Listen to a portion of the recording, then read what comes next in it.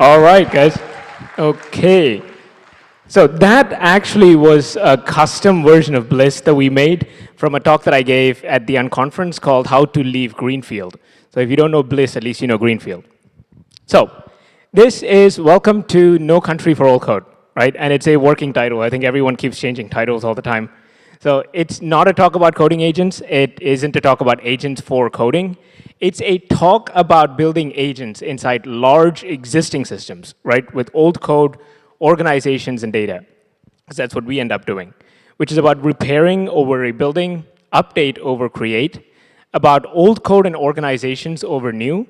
And it turns out if you start from those base priors, a bunch of different primitives fall out, right? You prefer simpler, reusable units of work instead of trying to one-shot context windows, right? You remove things from context instead of adding things, and you separate control flow from prompts and prompts from code. And you calibrate for behavior instead of stepwise success and failure. And you build cost-aware systems that separate build and runtime so you can percolate resources effectively. And turns out if you do all of those things well, you get to ship outcomes. And you get to do things once and have them stay done. You get to fix things that break and have them stay fixed. And you get to vibe when you want to, right? Which makes it so much more fun. So that's the bulk of the talk. I'm just going to spend some time explaining that. But if that's good, we can go right into it. So before this, I spent a few years in electronics and software, and where the bottleneck was like always data. And it was getting it into a shape where it can be useful for a decision. And after sort of thinking about it for a decade, I started Southbridge with that conviction that 3.5 turbo was this unlock, right? That last unit of general intelligence that we needed, and we could build the rest. Since then, we've built connectors for data systems that self-heal, regenerate. We've built ETL systems for healthcare, financial, energy. We're beginning to solve ingest, I think as a species, but also as a company. Ingest as a horizontal category, right? Whether that's for new customers, new data sets, or even user-uploaded data. And everything that we've done since we got founded was in service of solving that first mile problem for data with AI. But the problem with starting with data, though, is like your difficulty from day one is turned up to 11, right? Because you start in the critical path, and your work needs to be long horizon from day one and like reliable as a baseline. A full run on even small data, which is like a gigabyte, right?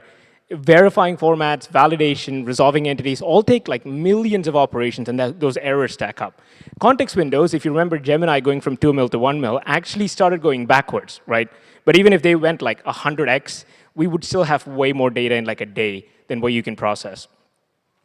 But then again, the most important sort of biggest killer of data companies that I've seen is diversity, right? Data as a stack as a whole is very, very diverse, both in the macro and also the micro. Like in the micro, humans, us as a species, turn everything we can into a canvas. Documents, Excel sheets, PDFs. Like internally, we have the joke that the merge cell button in Excel was one of the greatest crimes against humanity. And in the macro, though, companies really are unique, TM snowflakes, because you've got different stacks, programs, SOPs, security boundaries, even the same database, like little Postgres, viewed through different intranets and permission systems looks like completely different systems. But one important separation that I want to make here is between online and offline agentic systems, right? And it's a useful way to think about these things. Like online versus offline is things with a human in front of them and things without, right? And as much as like we want to stroke our egos, most real systems have far larger offline components than online ones, especially all the ones that we've worked on, right? You only really need an active, latency-sensitive human in the loop if you build things fresh every single time. Like if you can build reliable systems that ossify over time and record your preferences, like all of that work can move offline to run overnight on local models for cheaper, and that agents can function like appliances and can do a job repeatably thousands of times, right? You fill your dishwasher at night before you go to bed. The next one is that we still believe that coding agents are going to become the base substrate for agentic work, right? Not because all agentic work is coding, right? In fact, I think we'll saturate on coding very, very soon. But because the coding agent loop is becoming the thing with the most amount of resources, the most RL, the most deployment pressure, and it's got universal primitives, read, write, edit, shell, right? And in the same way that V8 and browsers became the substrate for a crazy amount of software that wasn't actually websites, coding agent harnesses, we believe, will become the engine layer for a lot of agentic work. Okay, so that's enough about the general structure of things. What did we actually learn, right? The first thing was to stop pushing one shot, right? Single shot performance, I think, can be crazy fun to push when you're building things. And like, same here, like, complex instructions, long plans, giant scales. I think Sabina was talking about fries and more fries in the back, compaction. But repeatable work, which is where we said, runs counter to all of those instincts, right? It just is not how you want to build if you want self-driving agents, right? Because the first thing you want to do is break things into small atomic pieces. And in Hankweave, which is this runtime that we use and we've used for a long time and sort of recently open sourced, those small little boxes are called codons, right? You chain those to then get the behavior that you want, and you make them reusable and composable. And if you break it down this way, it makes it so much easier to reason about long runs, which ends up becoming the bottleneck. Your ability to reason about what happens at hour 20 or hour 25, like you, the human, ends up becoming the bottleneck to you building complex software, right? The next thing is to remove things from context, right? I'm still surprised at how few harnesses, systems, just frameworks out there have a way to remove things from context, right? Like, the default behavior we've always had is to have boundaries that delete context and archive what you don't need, right? Preventing this thing that internally we've come to call world line rot, which is, Ted Lasso says, be goldfish, ends up being a good thing. The next one there is to just separate components by type. Like, as an industry, we keep having to relearn this, right? Back when I was in college, we had von Neumann, Harvard architectures with like code and data separations becoming a thing. And then later on, we had PHP and like CGI, and it took us another 4 years to learn that you had to separate model, view, and controller. And agentically, same story, right? If you want to build reliable systems, you want to keep these 5 things as separate as possible, like data, prompts, control, and the rest, right? And in the last year, we've worked with a lot of people. We've touched a massive amount of information. We've read millions of words of AI-generated results. I like to say that's our superpower, which is that we read the outputs. We read the outputs for you, and we read everything that comes out of these things.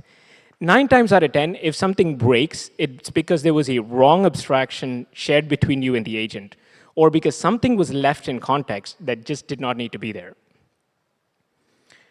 So going into a bit more of our things, right? Like, we usually build on the principle that the best part is no part, right? So simple tools, sequence work, like we talked about, and you only add things if you absolutely have to. So I hope it's not a surprise when I say that we've never actually needed parallel agents, right? A single primary agentic thread for us in the line of work that we do, for reliability, has way too many benefits to give up, right? So many programming languages, Python, JavaScript, a lot of them will agree, and we'll look at some of the benefits on our side in a second. But for our version of the event loop, that little hack is what we call Sentinels. So we initially designed those things to monitor long agentic runs, but they've become our most powerful primitive. So Sentinels are LLM calls that trigger on some combination of events from the primary loop, right? They trigger, template their context, and then write the result to a file. A Sentinel could wake up every 50 tool calls, summarize what happened, and then go back to sleep, right? But turns out they're amazing at catching behavior without creating so much complexity that you have to troubleshoot the eval system. So laziness, mocking, bad data hygiene, file writes, shell errors. You define the pattern that you want in something reusable that we call a Sentinel, and then you fix it in the main thread, right? Way more than hooks. This is far, far better for us for coalescing behavior. So I'll do one more, just one more, which is budgets, right? Long horizon systems on our side just need to be cost aware on every axis that matters, right? But if you do everything that I said so far, you can make a declarative budgeting system, which is really the best kind. Like SQL, you can express what you have, and the system figures out the gap in between, right? In fast-moving spaces like AI, where models, harnesses, implementation details change all the time, declarative actually wins because it keeps you from needing to rewrite things. So we've got all of the different axes, money, tokens, time, data access even, in the right time. You express at build time how those should be distributed, and at runtime, you actually know what resources you have, so you can solve for the two things, right? So finally, if you do all of these things, you can ship outcomes instead of building tools, right? And I say this to a room full of people, me included, who care a lot about the craft, who care about the tooling, right? But most people, they don't care how their dishwasher works. They don't care how their car injects fuel. They want clean dishes. They want to get where they're going. So our North Star has always been to deploy systems that ship the outcome, right? Which might be getting a customer onboarded as quickly as possible, validating research hypotheses, cutting integration time, right? Or just doing all of that without embedding what we call Achilles guns into your data. And for that, agents need to become infrastructure. They need to become boring, repeatable, predictable. And so that is really just the goal for us, right? To build things that get to become legacy. It's only in code that really legacy is a bad word. So in some ways, you're trying to bring that back. So lots of things that couldn't go into the talk, but you can go here for the long version. Thank you, guys. Woo!